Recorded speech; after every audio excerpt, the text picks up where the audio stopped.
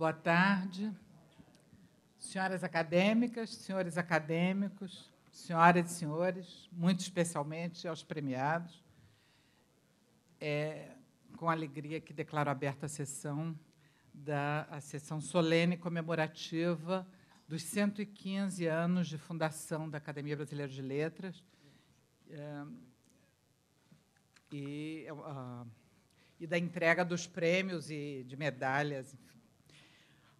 Cumprindo a tradição, ao abrir essa sessão, que celebra o 115º aniversário de fundação da Academia, passo a ler o discurso pronunciado por Machado de Assis na sessão inaugural de 20 de julho de 1897. São essas as palavras do mestre.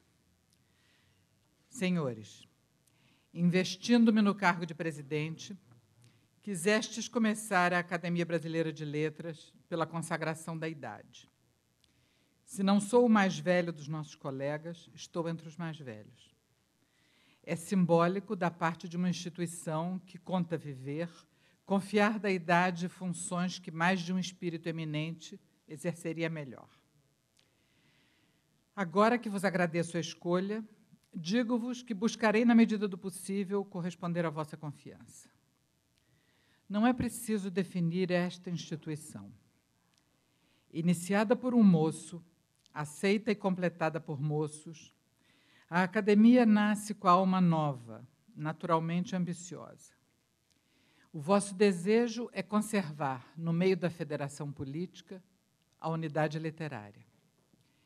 Tal obra exige não só a compreensão pública, mas ainda e principalmente a vossa constância. A Academia Francesa, pela qual esta se modelou, sobrevive aos acontecimentos de toda casta, às escolas literárias e às transformações civis. A vossa há de querer ter as mesmas feições de estabilidade e progresso. Já o batismo das suas cadeiras com os nomes preclaros e saudosos da ficção, da lírica, da crítica e da eloquência nacionais é indício de que a tradição é o seu primeiro voto. Cabe-vos fazer com que ele perdure. Passai aos vossos sucessores o pensamento e a vontade iniciais, para que eles os transmitam aos seus e a vossa obra seja contada entre as sólidas e brilhantes páginas da nossa vida brasileira. Está aberta a sessão. Palavras de Machado de Assis.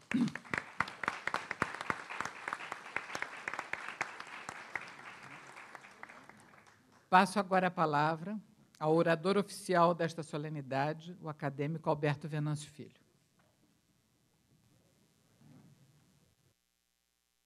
Senhora Presidente da Academia Brasileira de Letras, acadêmica Emanuel Machado, senhoras e senhores acadêmicos, premiados esta noite, amigos da Academia, minhas senhoras e meus senhores. Há 115 anos, numa sala modesta de uma instituição educacional pedagógica, Machado de Assis abriu a sessão inaugural da Academia Brasileira de Letras.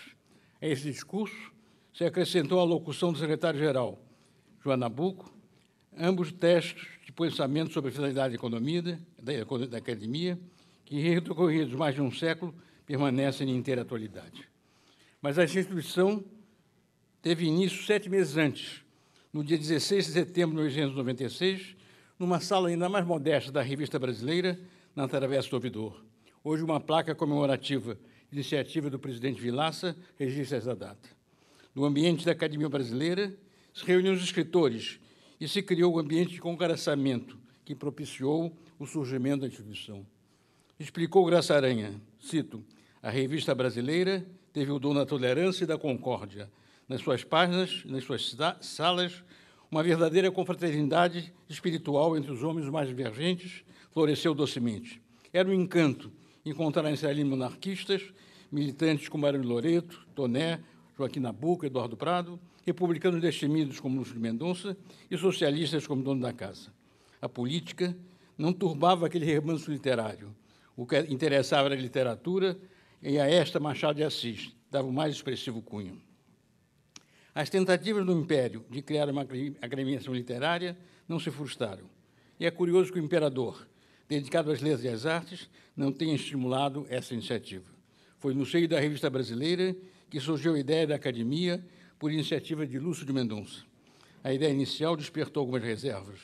José Veríssimo não a recebeu bem. Machado fez algumas objeções, mas Nabuco, Toné e outros concordaram e Lúcio de Mendonça prosseguiu na iniciativa. Pensou ele a iniciativa de uma instituição oficial, mas encontrou a resistência dos monarquistas, que não queriam participar de uma entidade republicana. Aventou a ideia de que o governo federal indicasse 10 membros, e esses elegeriam os 30 restantes. Lúcio de Mendonça se empenhou junto ao ministro da Justiça, Roberto Torres, redigiu a minúcia dos estatutos e a minuta do decreto de Machado como primeiro acadêmico e propunha a criação da instituição no dia 15 de novembro. Mas nada ocorreu. Mas a ideia não morreu e, um mês depois, na sede da Revista Brasileira, Machado de Assis, presidente da sessão, dá a palavra a Lúcio Mendonça, que expõe o fim dessa reunião e declara, como é sabido, ela se destina à fundação da Academia de Letras. Diz Lúcio Mendonça, que recorda o pensamento que tinham os iniciadores da ideia de ver aceita pelos poderes da República, partindo do governo, o ato da criação do Instituto. Esta ideia encontrou, porém, embaraços, o que determinou a presente reunião, para que os escritores simpáticos à criação da academia se constituíssem livremente. Assim, comunica que está em seu poder um projeto de estatutos organizado por Inglês de Souza e dele dá conhecimento à Assembleia, concluindo pede a nomeação da comissão que, estudando o projeto em breve prazo, emita sobre ele a sua opinião para a definitiva instalação da academia.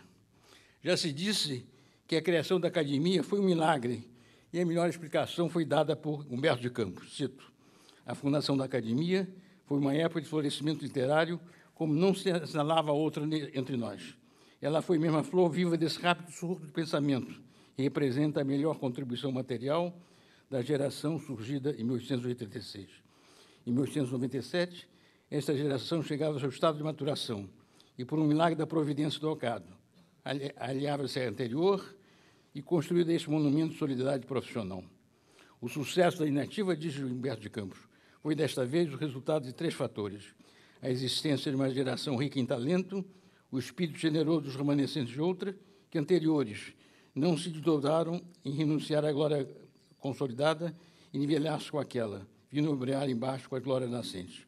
E o aparecimento de Lúcio de Mendonça, que, pertencendo a uma pelo temperamento e a outra pelas relações de amizade, conseguiu realizar essa obra de diplomacia literária, que foi a junção dos 2 grupos, quebrando entre eles a fronteira das prevenções.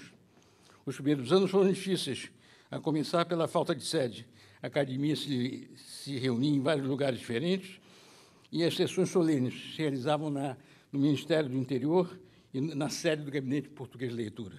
Comentou Joaquim Nabuco: é singular que a academia precise do agasalho do Gabinete Português de Leitura. Nem nisso faremos a nossa independência literária? Machado de Assis se empenhou com Lúcio Mendonça pela aprovação da Lei 870, cujo projeto fora proposto pelo futuro acadêmico Eduardo Ramos, que autorizava o governo a dar permanente instalação em prédio público. Essa disposição foi cumprida quando da construção do Silogel Brasileiro, prédio que acolheu, além da Academia, a Academia Nacional de Medicina e o Instituto dos Advogados do Brasil. A falta inicial da sede se acrescia a falta de recursos. Os acadêmicos eram convidados a fazer uma contribuição mensal, mas, em determinado momento, o tesoureiro Inglês de Souza renunciou ao cargo por não ter recursos para manter a instituição. Durante esses anos, que Medeiros de Albuquerque chamou de tempos heróicos, as atividades eram limitadas, reuniões pouco frequentes, comparecimento reduzido, e as iniciativas de elaboração de dicionários não prosperaram.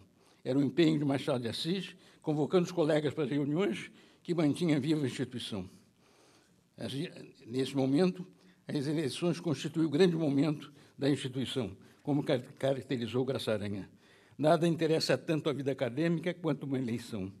Parece que aqueles homens, escapos da política, mas guardando fielmente o espírito eleitoral, esforçam em eleger confrades, exercendo uma função considerada um privilégio, quando raramente votam fora da academia, mesmo para escolher o presidente da República.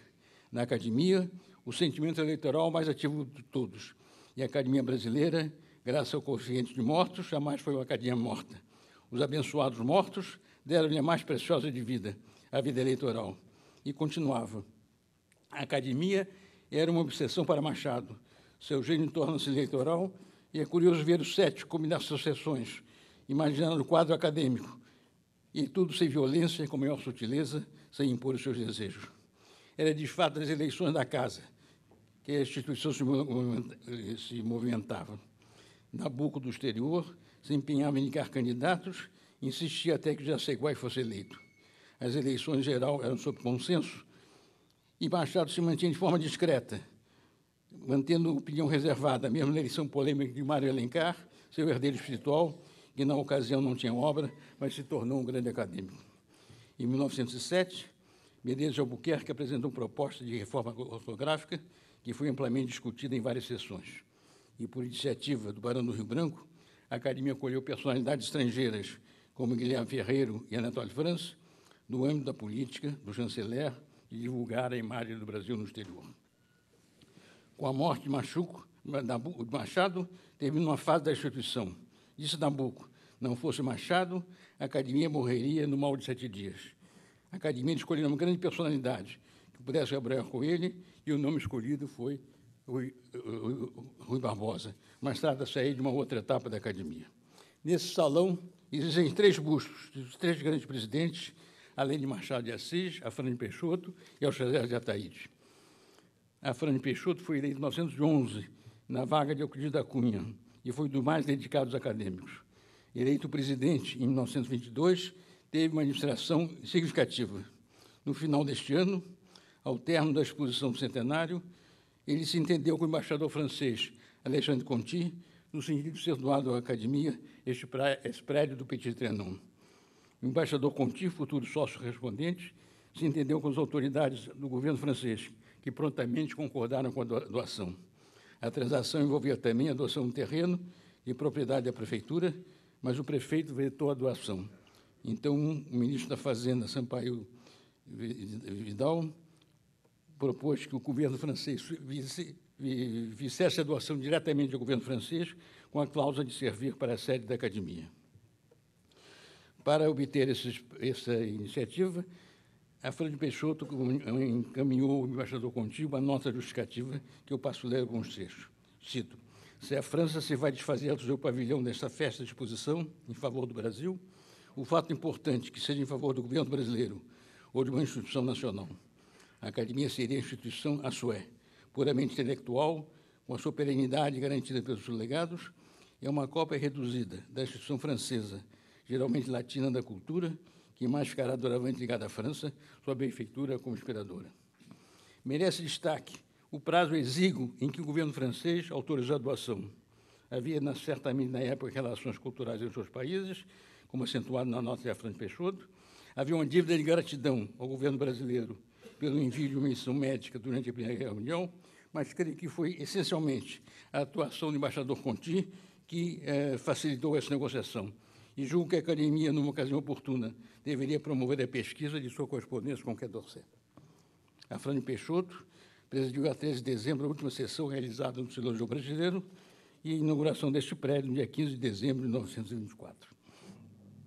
Neste ano, iniciou as publicações da Casa, criando a Biblioteca de Cultura Nacional, que em 1931 passou a ser chamada Coleção Afrânio Peixoto. No campo da cultura e da literatura, foram publicadas raridades bibliográficas, publicações inéditas ou esgotadas, como no campo da literatura, as obras de Gregório de Matos, as poesias de Bonifácio, e no campo da história, cartas jesuíticas, viagem ao Brasil de Randstad e muitas outras iniciativas. Eleito em 1951, na vaga de Oliveira Viana, luzia, como disse ele, falando de um Saquarema, Alcesés de Ataíde exerceria a segunda secretaria e seria eleito em 1959 presidente da Academia, exercendo essa função durante 34 anos.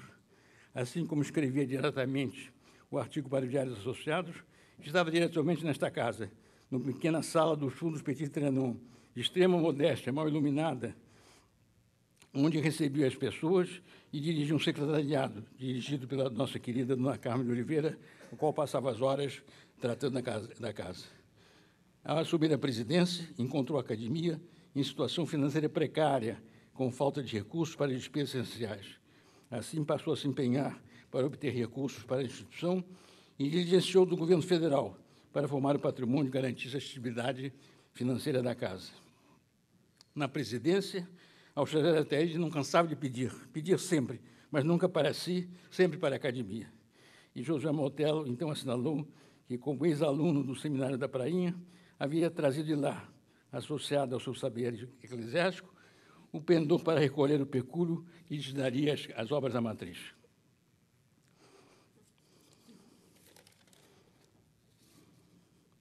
Ao deixar o Rio de Janeiro, a capital da República, o presidente Kubitschek, pelo decreto de 4 de agosto, cedeu gratuitamente à academia, a título precário, o imóvel do presidente Wilson 231, que era então o Tribunal de Real Recursos. Ao assinar o decreto, o presidente Kubitschek enviou ao presidente Ataíde a seguinte mensagem, cito, meu caro estrangeiro de Ataíde, foi exclusivamente a seu reiterado pedido, a que logo ateri com entusiasmo e completa boa vontade, que decidi ceder à Academia Brasileira de Letras o edifício que funciona, o Tribunal de Recursos e Dependências. Espero que os altos fins culturais que justificam a sessão sejam prontamente atingidos. Com um abraço do Juscelino Kubitschek. A sessão gratuita destinava-se apenas à ampliação das instalações da academia. E, logo em seguida, o presidente Jânio Quadros, por um decreto, revogou o decreto da doação.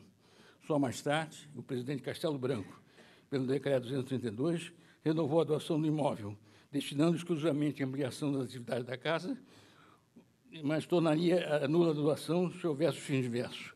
Com essa restrição, o referido imóvel só poderia ser utilizado para as próprias atividades, impossibilitando a atuação da renda. Graças aos esforços de Ataíde, foi enviado ao Congresso Nacional um projeto de lei, que resultou na Lei 5.642, de 1970, sancionada pelo presidente Médici, que complementou o decreto anterior, e alterando de maneira favorável os termos da doação, a fim de permitir à academia alienar e hipotecar a fração dos imóveis, com o fim de obter uma renda adicional. Com o pleno domínio desse imóvel, a academia obteve empréstimos da Caixa Econômica e construiu em anexo o prédio de 5 andares destinado ao Centro Cultural do Brasil para seus serviços e um prédio comercial de 28 andares, justamente denominado Palacete Auxiliar de Ataíde, propiciando receita que permitiu a estabilidade da academia.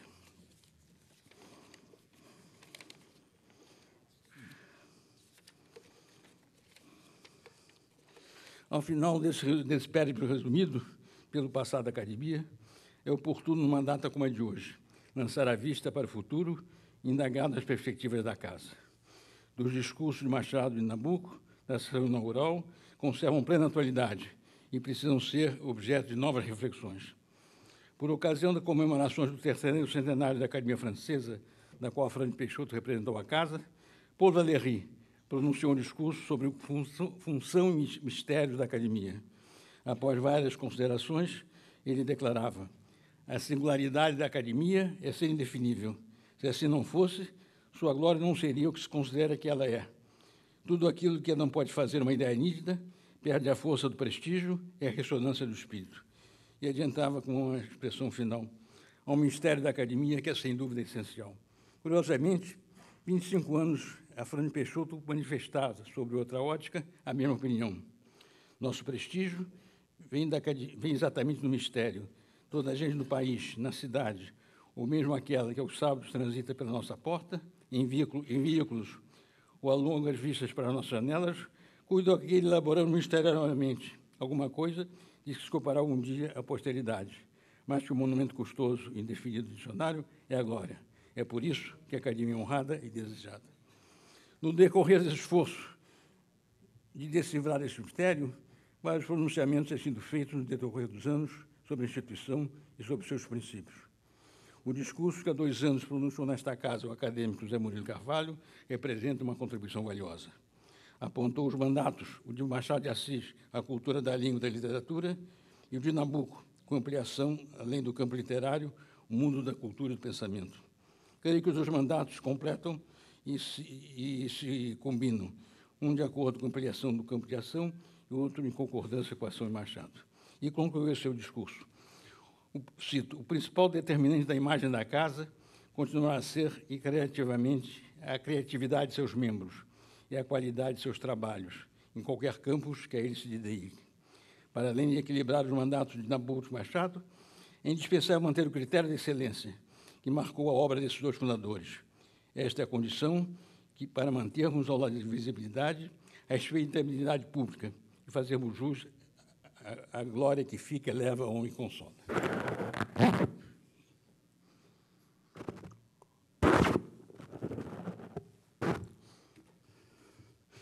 Mas a expressão subjetiva desse tema me parece ser o discurso de Alceu Veloso Lima, na recepção de Afonso Pena, aqui nesta casa, em agosto de 48, respondendo à exclamação de Graça Aranha nesta casa, em 1924, de academia ou se renova ou a academia morre. Cito: fizeram-se as academias não para promover e incentivar as letras, mas para conservá-las. O grande engano de Graça Aranha, naquela famosa sessão de 1924, foi atribuir à academia uma função que, por natureza, ela não pode exercer. Não é no âmbito das academias que se renovam e que se renovam as letras de um povo. É nos campos, é nas ruas, é nos cafés, nos salões, é nos comícios nos morros, nas fábricas, nas bibliotecas, é nos cárceres, nos sótãos, nos templos dos parlamentos, é longe do ambiente condicionado e comedido que está o sangue novo que sopra o espírito da liberdade criadora. Ai dos povos das épocas que não sabem compreender o valor da liberdade na obra de renovação da literatura. Se esperássemos pelas academias para renovar as letras nacionais, estávamos bem desarranjados. Se, por outro lado, em nome da liberdade criadora, fechássemos a academia, cometeríamos um atentado não menos fatal, o de ferir a vida cultural de um povo naquilo que, de certo modo, é o cerne de sua vitalidade e tradição. É esta, precisamente, a função das academias na vida literária de seu país. Seu papel não é inovar, renovar, orientar.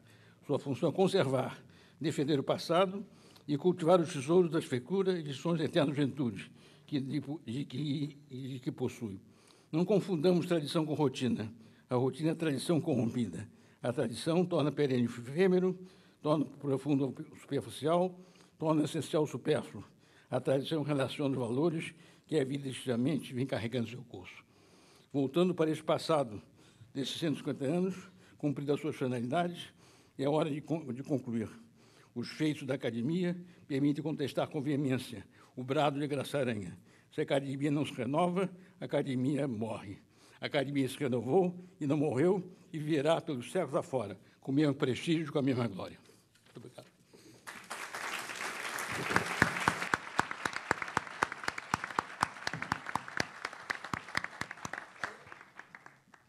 Muito obrigada ao acadêmico Alberto Venâncio Filho. Passamos agora à segunda parte, com a entrega dos prêmios ABL de 2010. O primeiro prêmio a ser entregue é o Prêmio Machado de Assis. Convidamos o acadêmico Sérgio Paulo Rouanet, por favor, para ler o parecer da comissão, e, em seguida, o acadêmico Eduardo Portela, presidente da comissão, vai fazer a entrega do Prêmio Machado de Assis pelo conjunto da obra ao escritor Dalton Trevisan, aqui representado pela senhora Sônia Jardim, vice-presidente do Grupo Record, sua editora.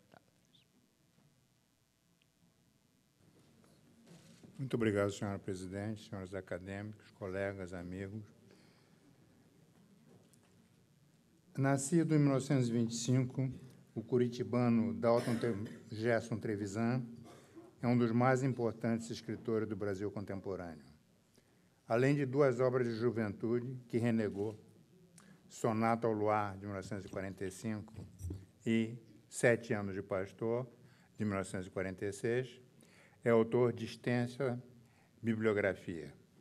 Até esta data, são mais de 40 títulos, estendendo-se de 1959 a 2011, quando lançou O Anão e a Ninfeta, livro de 2011.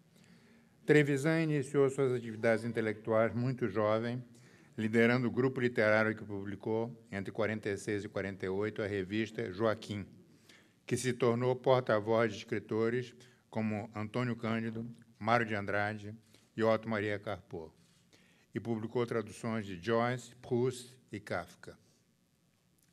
Afirmou-se, sobretudo, no conto, um conto personalíssimo, navegando contra a corrente, tanto do ponto de vista da moralidade convencional, como do ponto de vista da estética do gênero.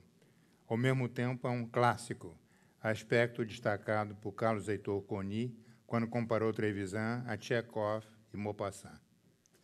Tudo isso já transparece na coletânea que assinalou a estreia de Trevisan, Novelas Nada Exemplares, de 1959. A alusão à obra-prima de Cervantes contém os dois lados já assinalados, o anticonformismo de Trevisan e sua fidelidade à grande cultura do passado. Ele inova porque quer fazer o oposto do que fazia Cervantes. Novela Nada Exemplares. Mas o faz citando Cervantes, que não somente foi um clássico inexcedível, como era ele mesmo um inovador, com perfeita consciência de sua originalidade, como inventor na Espanha de um gênero literário. Como diz o próprio Cervantes, eu estou citando agora o prefácio de Novelas Exemplares, do Cervantes, como diz o próprio Cervantes, foi, aspas, o primeiro que fez novelas em língua castelhana, pois as muitas novelas que nela andam impressas são todas traduzidas de línguas estrangeiras, ao passo que estas são minhas próprias, nem imitadas, nem furtadas. Meu engenho as engendrou, e minha pena lhes deu a luz. Fim de citação. A exemplaridade cervantina está nesse papel de introduzir um gênero, servindo de modelo para outros exemplares do mesmo gênero, e não de modelo para formar vidas edificantes. Não era esse o sentido da exemplaridade cervantina. É uma exemplaridade anti-exemplar, a mesma de Trevisan. Ele é exemplar no sentido de propor uma audaciosa estética do conto, que possa servir de exemplo para outros contistas atuais e futuros. Um conto breve, minimalista quase. Já se falou em Haikai, a propósito de Dalton Trevisan, em que a brutalidade das situações narradas é acentuada e não atenuada pela pureza e elevação da linguagem. As frases são frequentemente truncadas, com verbos faltando e com finais elípticos que cabe ao leitor completar. Trevisan é anti-exemplar no sentido de retratar personagens, eu diria, pouco recomendáveis. Seu universo narrativo é povoado por assassinos e sádicos, como o rapaz que mata o papagaio de um velho avarento e depois sufoca o próprio velho. A loucura está sempre presente. Num dos contos, um noivo é informado pela futura sogra de que a filha é doida e pela futura mulher de que doida é a mãe. Qual delas estaria doida? Um preso enlouquecido estupra e mata a professora que tentara alfabetizá-la na prisão. Um avô vê a mulher morta deitar-se todas as noites na cama do casal.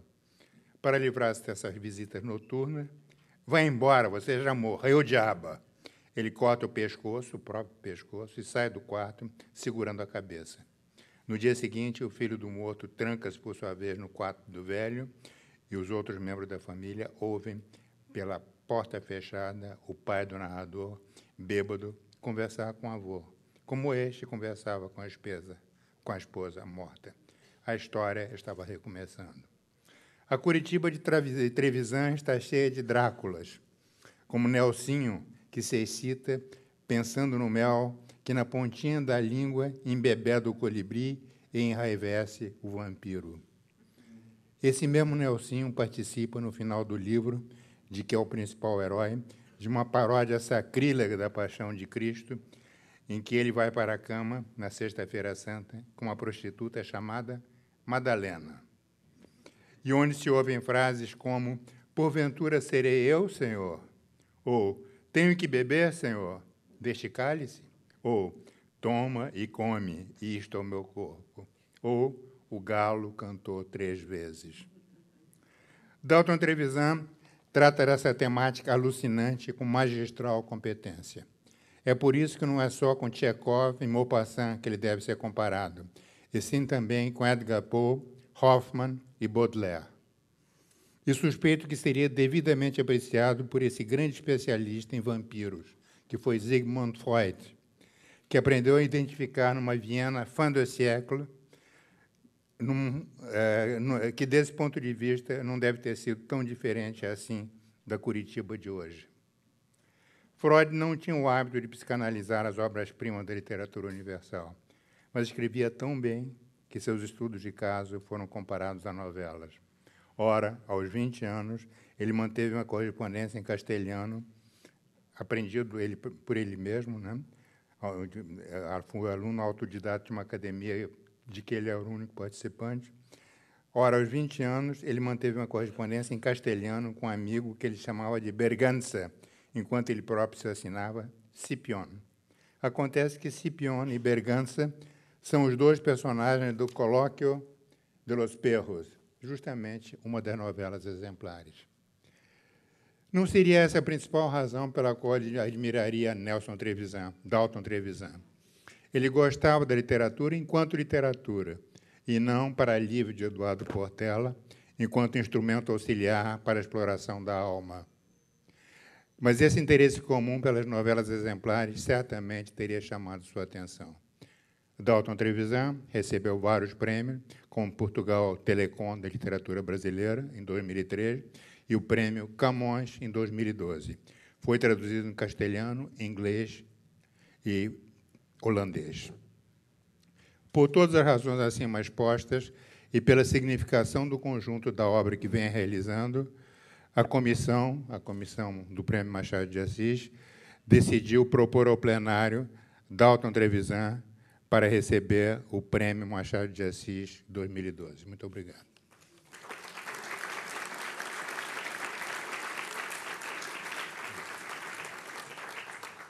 Bom, agora, por favor, eu pediria a Eduardo Portela que entregasse a Sônia Jardim, representando o Dalton Trevisan,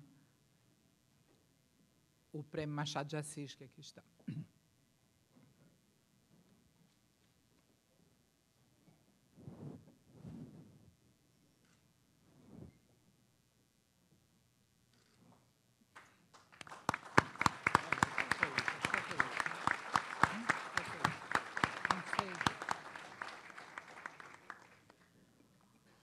Bom, em seguida, passamos à entrega do Prêmio ABL de Ficção.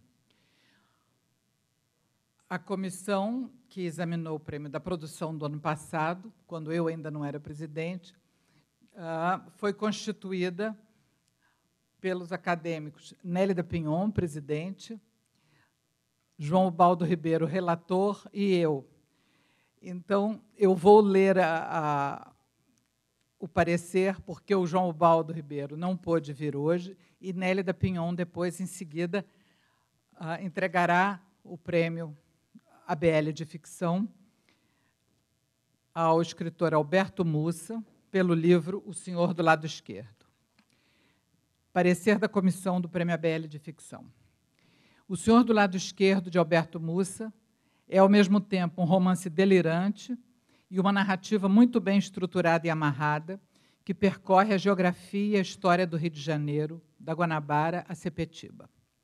Apresenta-se como se pretendesse demonstrar uma tese provocadora, a de que a história de uma cidade é a história de seus crimes. Nessa demonstração, focaliza um assassinato cometido no século XIX, ligado ao cemitério dos ingleses, mas vai buscar suas raízes longínquas, remontando a vários crimes, o que faz o enredo se ramificar por relatos que falam em degredados, índios, escravos, pretos forros, senhores, capoeiras, imigrantes. Essa elasticidade narrativa permite evocar a Casa de Pedra, de Martim Afonso de Souza, a entrada de Martim de Góes em busca das Pedras Verdes, pelo Inhomirim até o Piabanha, o extravio de Pero Lopes na mata sem o mapa de Diogo Cão. Possibilita também que o romance seja habitado por todo tipo de personagem, em cenários que vão dos labirintos da Cambada à Confeitaria Colombo, da fábrica de pólvora nas terras de Rodrigo de Freitas ao Largo dos Guimarães. E tudo culmina na Casa das Trocas, palacete construído e decorado por artistas da missão francesa, dedicado a encontros clandestinos e experimentações sexuais. Com esse livro, Alberto Mussa continua a linha narrativa que vem desenvolvendo em nossa literatura atual, sempre surpreendente, na fusão de tradições nobres do relato ocidental com mitologias de todo tipo. Um caminho próprio que, já em sua estreia, chamará a atenção de Antônio Ais e faz dele uma das vozes mais originais da nossa ficção contemporânea. Sem renegar o cânone, Mussa o usa como um desafio e como apoio para recusar o imediatismo e mergulhar na história. Paralelamente, molda a linguagem às suas necessidades narrativas com uma liberdade marcadamente contemporânea. Ao mesmo tempo folhetinesco e erudito, conta com gosto uma história que se lê com delícia. Levando em conta esses aspectos, a comissão do Prêmio ABL de Ficção, Romance, Conto, Crônicas e Teatro indica O Senhor do Lado Esquerdo, de Alberto Mussa, como ganhador em 2012 para obras publicadas em 2011. Assinado Nélida Pinhon, presidente, Ana Maria Machado e João Ubaldo Ribeiro, relator. Então, eu chamo Nélida Pinhon, por favor, para fazer a entrega do prêmio Alberto Mussa.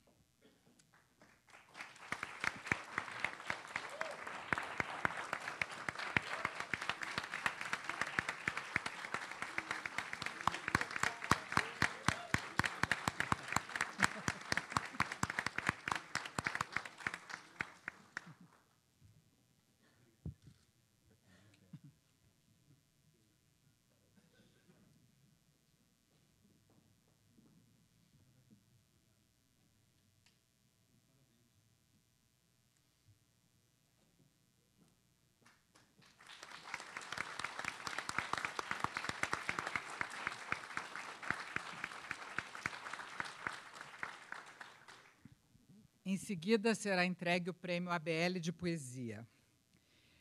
Convido o acadêmico Domício Proença Filho para ler o parecer e, em seguida, o acadêmico Ledo Ivo fará a entrega do prêmio a Manuel de Barros pelo livro Escritos em Verbal de Ave. O seu representante, que Manuel de Barros não pôde vir. Muito obrigado, senhora presidente.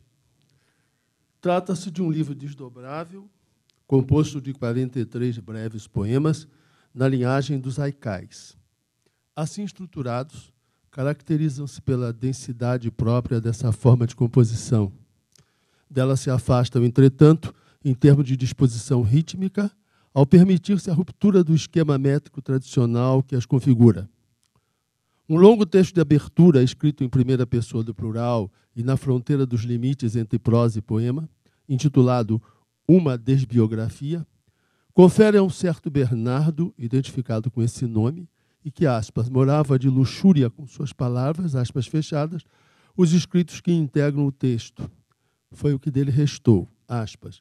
Deixamos Bernardo de manhã em sua sepultura. De tarde, o deserto já estava em nós. Aspas fechadas.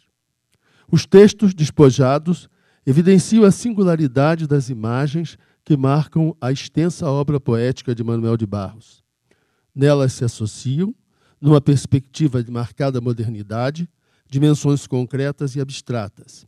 Na base, um olhar aguçado, minimalista, voltado para a natureza e atento à fauna, à flora, à paisagem.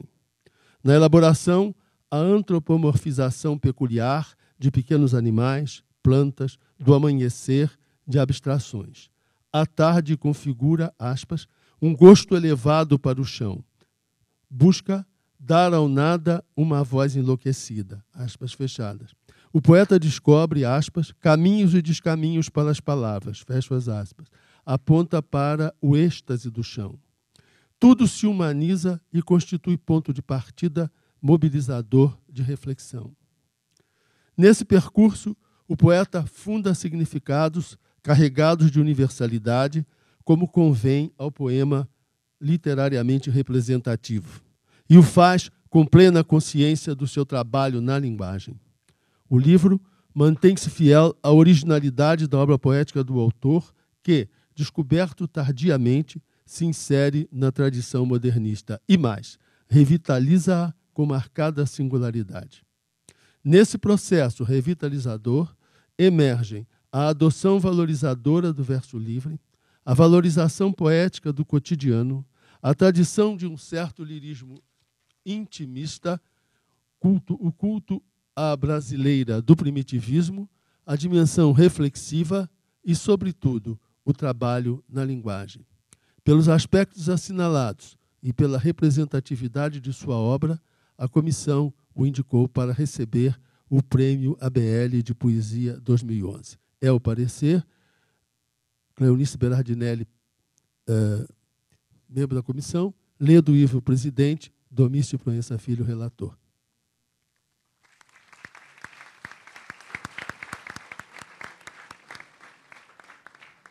Então, eu chamo a filha de Manuel de Barros, que o está representando aqui, para receber o prêmio das mãos do acadêmico Ledo Ivo.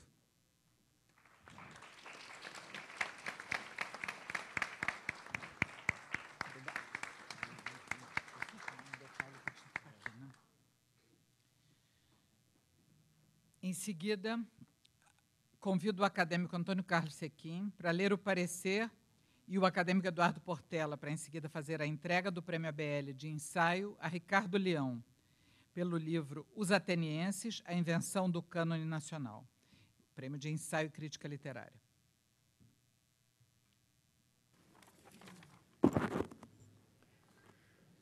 Ensaio e Crítica Literária, parecer.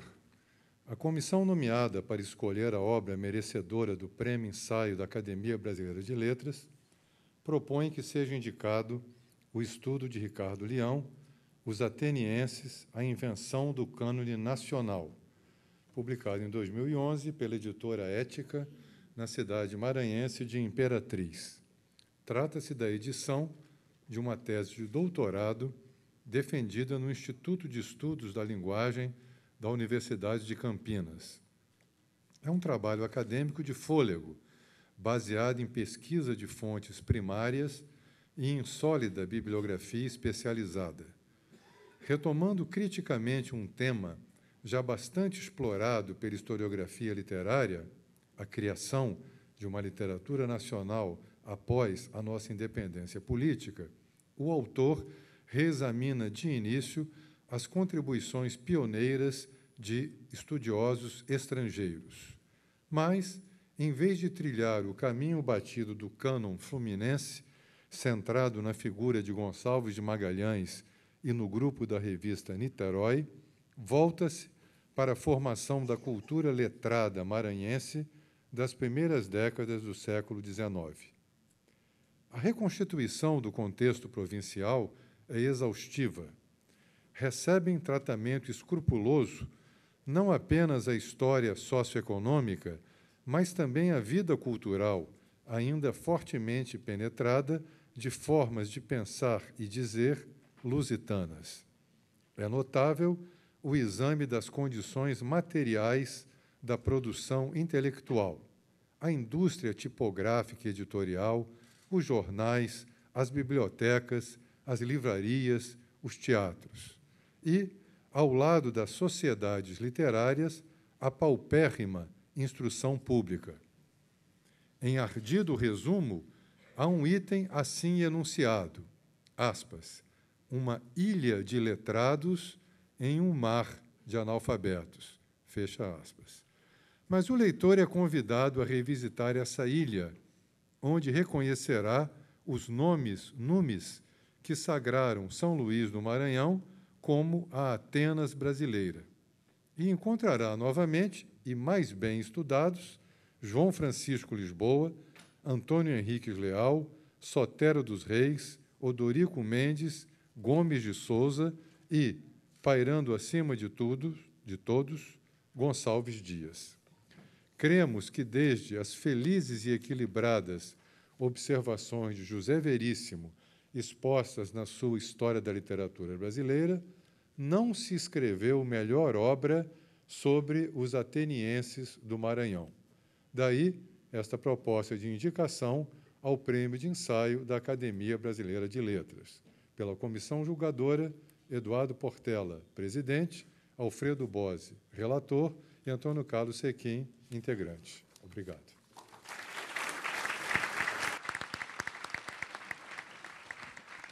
Bom, eu fui informada de que até há pouquinho não tinha se identificado aqui como Ricardo Leão, ninguém para receber esse prêmio. Está aí? Ah, então tá. Então, vieram aqui me dizer. Então, por favor, o acadêmico Eduardo Portela, para entregar o prêmio a Ricardo Leão. Com os nossos parabéns.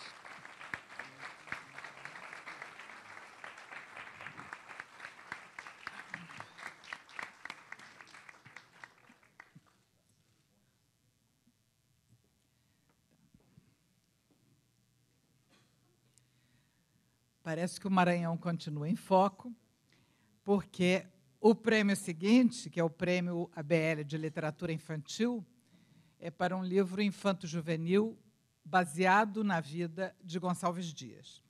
Convido o acadêmico Murilo Melo Filho para ler o parecer e o acadêmico Arnaldo Nisquier para fazer a entrega do Prêmio ABL de Literatura Infanto-Juvenil à escritora Marisa Lajolo pelo livro O Poeta do Exílio.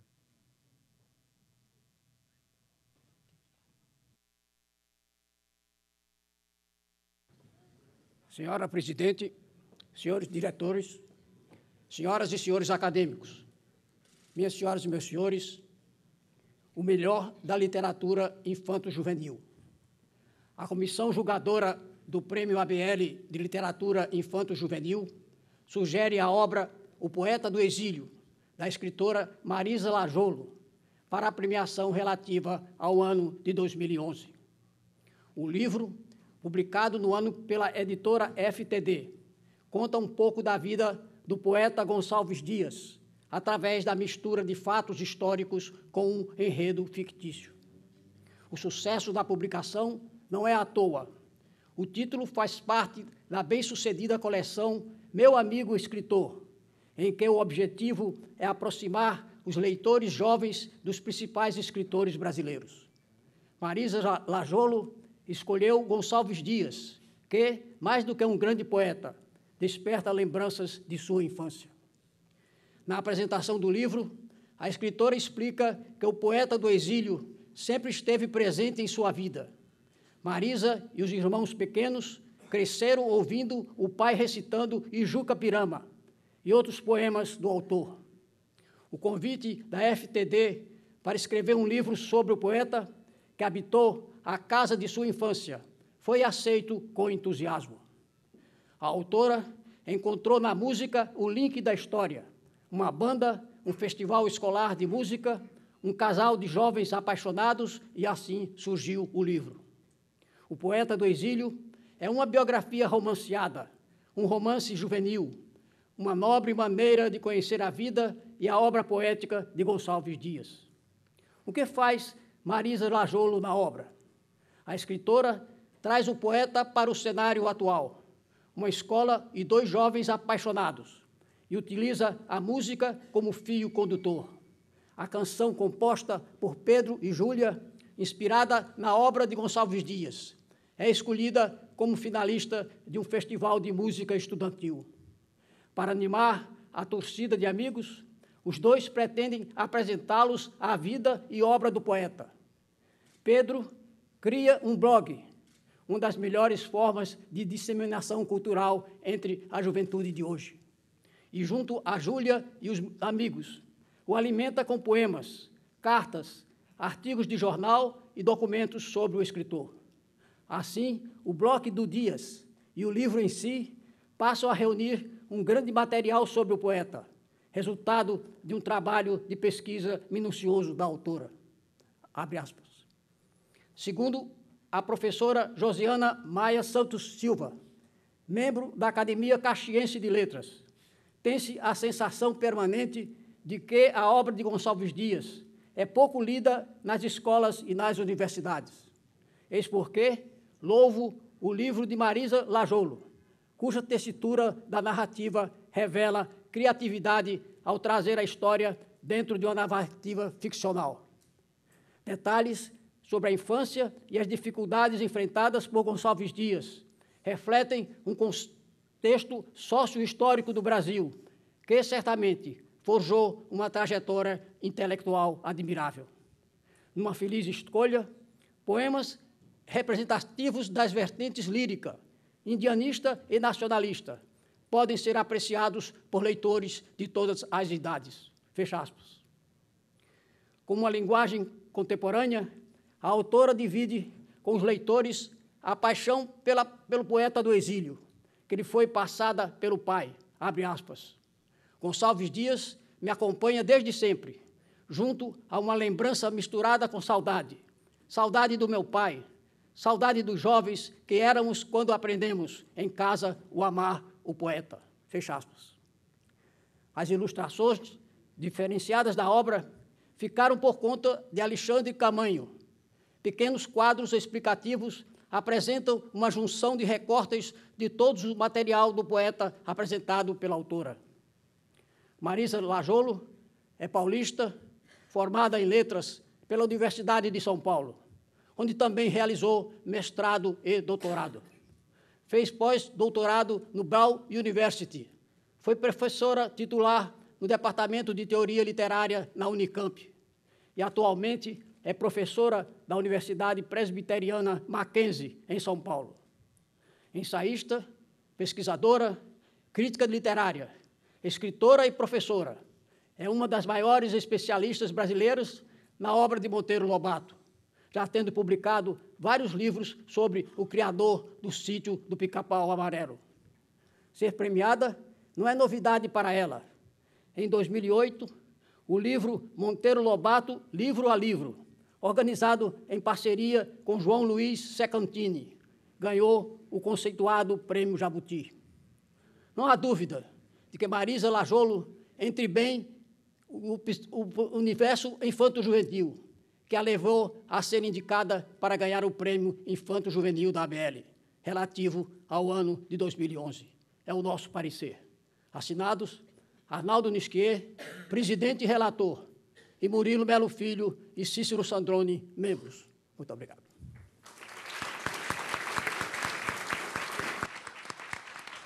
Convido o acadêmico Arnaldo Nisquier para entregar.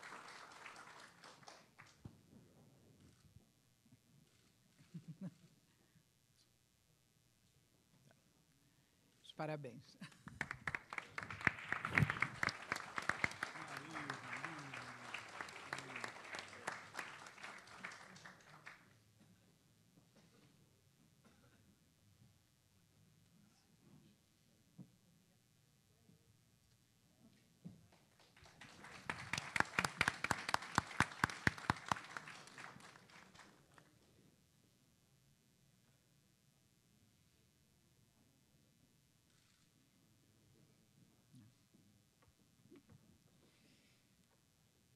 Para entregar o Prêmio ABL de História e Ciências Sociais, convido agora o acadêmico Cândido Mendes de Almeida para ler o parecer e o acadêmico Alberto da Costa e Silva para fazer a entrega em seguida.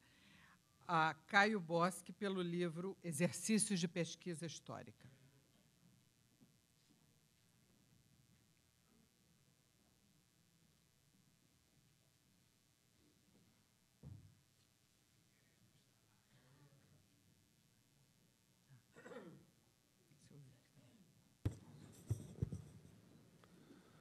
Senhores membros da mesa, queridos acadêmicos, minhas senhoras e meus senhores, o livro de Caio Bosque, Exercícios de Pesquisa Histórica, tem o valor pioneiro de propor-se, no quadro da cultura brasileira, a organicidade de sua documentação e fonte de conhecimento. Procura, com rigor metodológico, a interdisciplinariedade objetiva com vasto alcance sobre as ciências sociais. Beneficiou-se, e com impacto sobre os primeiros 2 séculos de colonização, do corpus, ao mesmo tempo coerente e quase exaustivo, que lhe garantiu o depósito da Biblioteca Nacional, do Arquivo Nacional e do Arquivo de Belo Horizonte.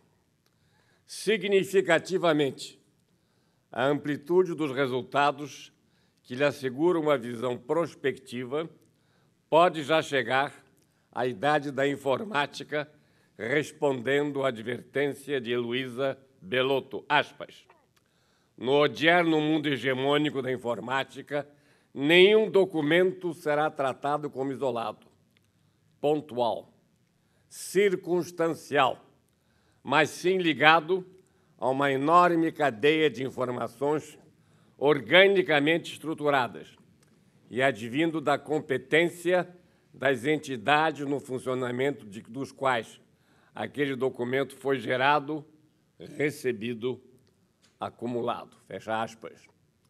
Avulta no trabalho de Caio Bosque a concentração canônica que permite o documental do Império Português nos séculos XVII e XVIII, assegurando a disciplina criadora de uma consciência da reflexão e ensejando a inovação das viagens filosóficas. O reino cometia, a especialistas de sua fé, o deambular metódico pelo território colonizado e levar a coroa, ao lado da cuidadosa amostragem mineral, vegetal e mesmo animal, uma primeira fenomenologia com a sistemática das impressões do que seriam os olhos do príncipe. Paralelamente, ao conteúdo se desdobra e num cuidado da organicidade de que é a matriz, a descrição das instâncias do poder e dos órgãos político-administrativos do Portugal renascentista.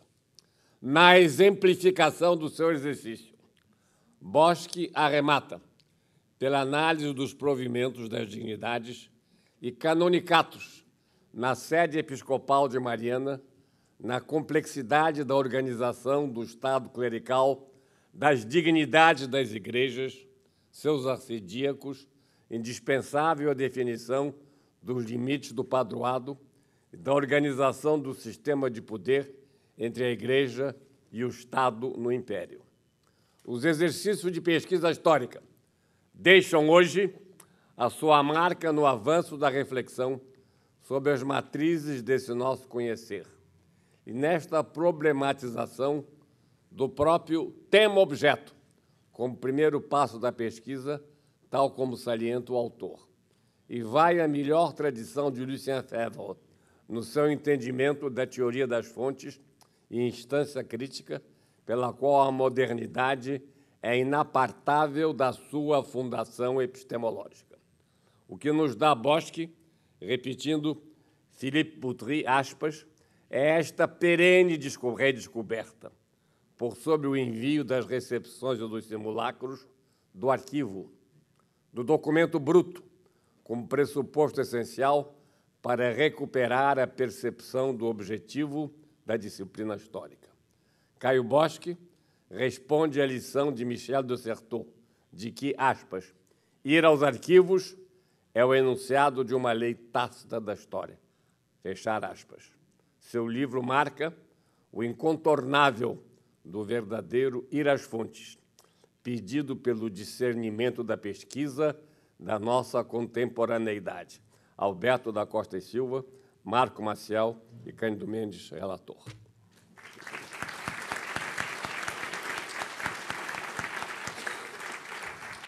Peço agora ao acadêmico Alberto da Costa e Silva que entregue a Caio César Boschi o seu prêmio.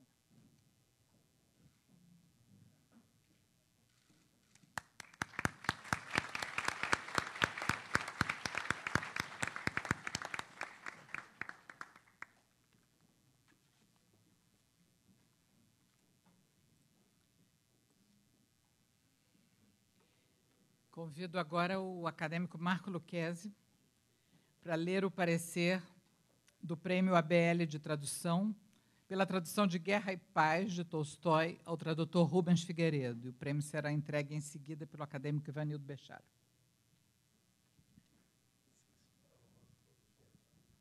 Senhora Presidente, senhoras acadêmicos, senhores acadêmicos, os amigos aqui, os premiados e o premiado deste prêmio de parecer, desse parecer do Prêmio de ABL de Tradução, que é o seguinte: as nossas letras sempre assinalaram a presença histórica da literatura russa. Contudo, ao longo das 3 últimas décadas, essa presença vem adquirindo densidade e consistência notáveis, e mediante o princípio consagrado da tradução direta do original, sem língua interposta ou de serviço, que antes poderia levar a uma solução de continuidade entre o texto de partida e o de chegada. O domínio do original é razão necessária, mas não suficiente. A tradução possível repousa na tradição de 2 sistemas literários, de 2 partituras, exigindo-se do ofício do tradutor como que um domínio anfíbio de enigma, resposta e desafio, aberto e incondicional. A nova edição de Guerra e Paz, Vaina e Mir, de Tolstói, ultimada por Rubens Figueiredo, responde em cheio às questões mencionadas. A edição brasileira seguiu de perto a complexa harmonia do romance, a biodiversidade melódica, a polirritmia frasal, a extensão incomparável das subordinadas, tal como as planícies que acenam a Napoleão uma promessa luminosa, imediatamente desfeita pelas chamas de uma Ilíada reversa. Além do ingente domínio frasal de Tolstói, há que considerar os tempos verbais, pretéritos caudalosos, futuros de ação completa ou incompleta, de não simples solução na língua de chegada. Outro desafio habita as jazidas nominais, que alimentam o romance com abundância nunca desmentida. Antigas e novas palavras que se abismam em camadas de anfractuosidade semântica da antiga literatura russa, onde se alternam palavras estrangeiras, sobretudo francesas, na fricção do russo com outras línguas, formando quase palavras cabide, além de um domínio neológico discreto, como os ícones de uma esquecida casa camponesa.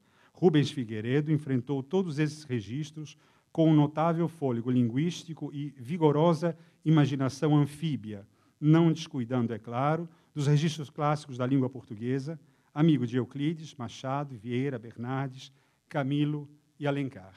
A tradução brasileira revela a eficácia da engenharia narrativa, manejada com um misto de prudência e audácia, longe de um protagonismo perigoso ou redutor.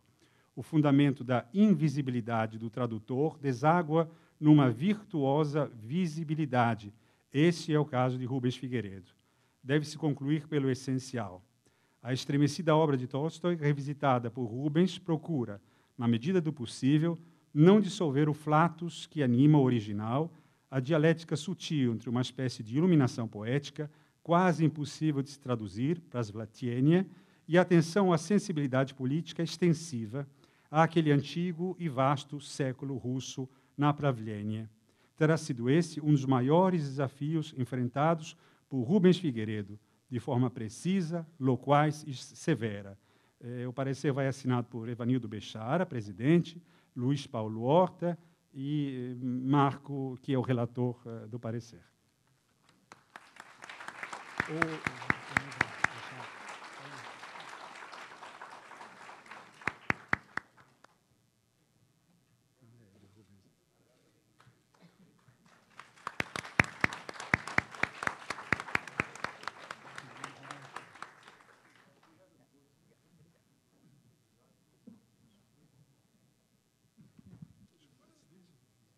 Parabéns.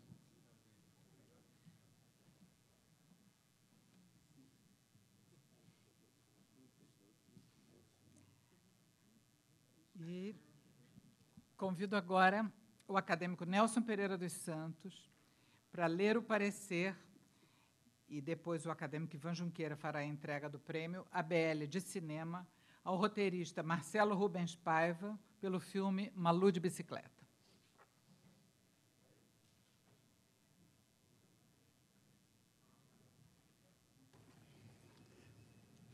O título premiado é Malu de Bicicleta.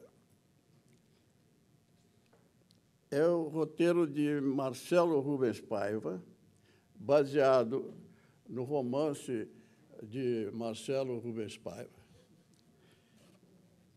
Essa recriação cinematográfica da obra literária feita, aqui está a novidade, pelo mesmo autor, destaca-se pela narrativa bem cadenciada, em ritmo de comédia viva e inteligente. O diretor Flávio Ramos Tombellini acrescentou à excelência do roteiro a realização das requintadas imagens que constroem o filme, bem como a magistral regência de um elenco numeroso de alto nível artístico. A comissão, Carlos Heitor Coni, Ivan Junqueira e Nelson Pereira dos Santos. Obrigado.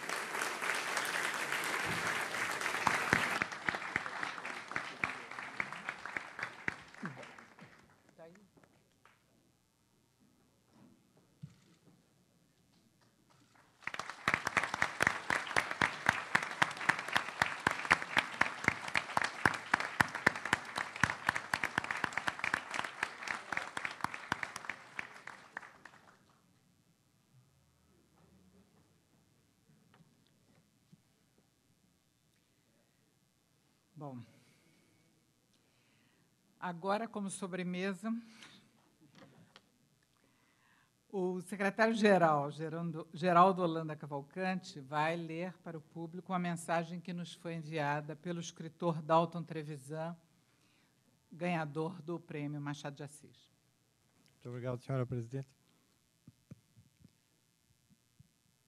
O texto que eu vou ler foi recebido quase que imediatamente depois da comunicação por escrito feita pela Academia Brasileira de Letras ao escritor premiado, datado de Curitiba, 15 de junho de 2012, e tem o seguinte texto.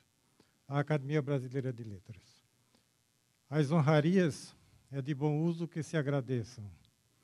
Entre as maiores, essa da nossa Academia de Letras, guarda zelosa da língua e das tradições literárias, o dileto prêmio Machado de Assis. Ele nos iniciou, o grande bruxo, no prazer secreto da leitura. Uma jornada não a virgens terras ou mares, ainda mais longe aos confins do coração humano.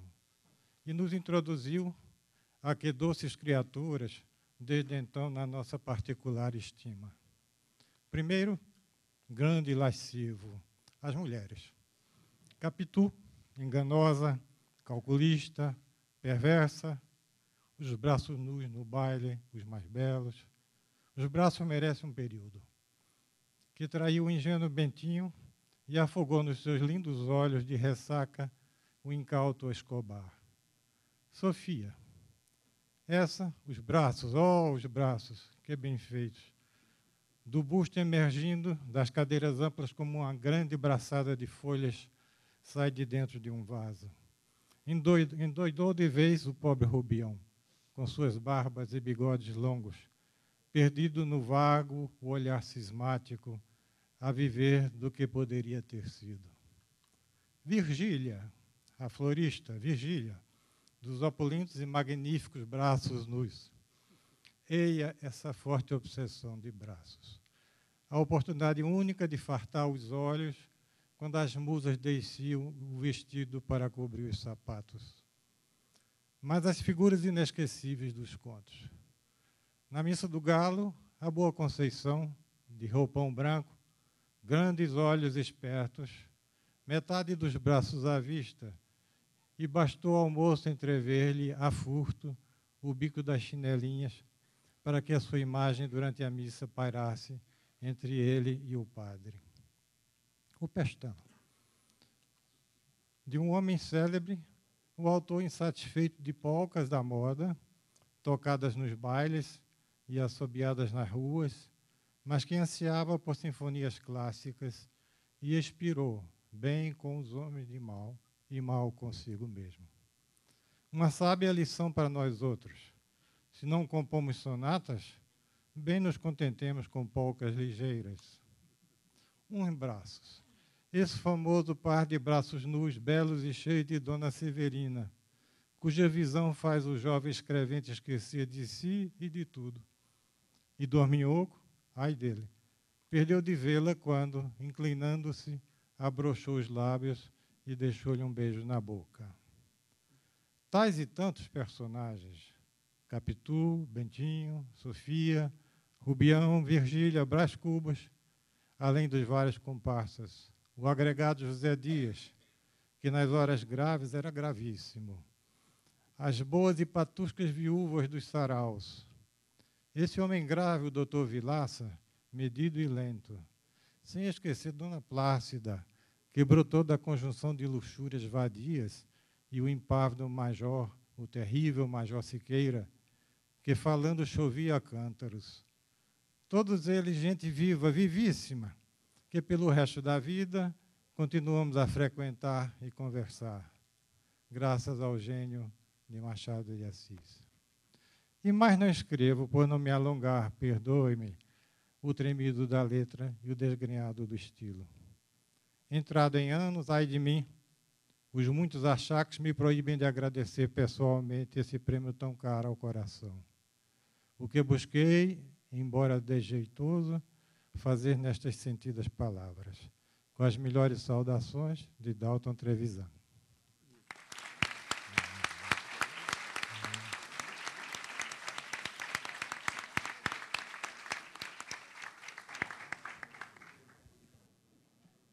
Muito obrigado ao secretário-geral e ao Dalton Trevisan, eu peço que transmita, sobretudo pelas palavras, por esse tão belo texto. Agora faremos a entrega da medalha João Ribeiro e convidamos o acadêmico Ledo Ivo para fazer essa entrega ao escritor Geneton Moraes Neto. Veio, estava aí? O Ledo está aí, entrega.